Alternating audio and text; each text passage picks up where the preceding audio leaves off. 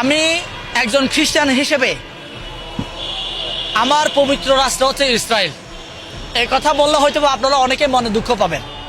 ভাই, প্রত্যেকটা ধর্মের আলাদা আলাদা পবিত্র রাষ্ট্র আছে। যেমন হিন্দুরা মনে করে যে ভারত তাদের জন্য পবিত্র রাষ্ট্র, আপনারা মুসলমানরা মনে করে মক্কা আপনাদের জন্য পবিত্র রাষ্ট্র।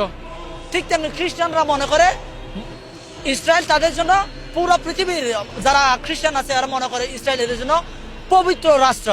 আবার বৌদ্ধরা মনে করে থাকে নেপাল কিংবা আপনার এদিকে ভারত আছে পবিত্র রাষ্ট্র মনে করে থাকে।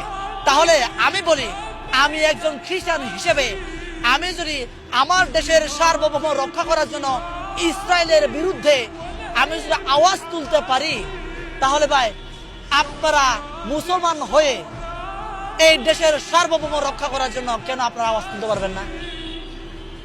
আপনারা হিন্দুরা কেন ভারতের বিরুদ্ধে আওয়াজ তুলতে পারবেন না? আপনারা বৌদ্ধরা কেন আওয়াজ তুলতে পারবেন না? আমার কথা হচ্ছে, আমার এই দেশের সার্বভৌম বাংলাদেশ নামক ভূখণ্ডের সার্বভৌম যতদিন থাকবে, আপনি আপনার ধর্ম, আপনি আপনার জাতিসত্তাকে নিয়ে স্বাধীনভাবে স্বাধীন চেতাভাবে আপনি মানে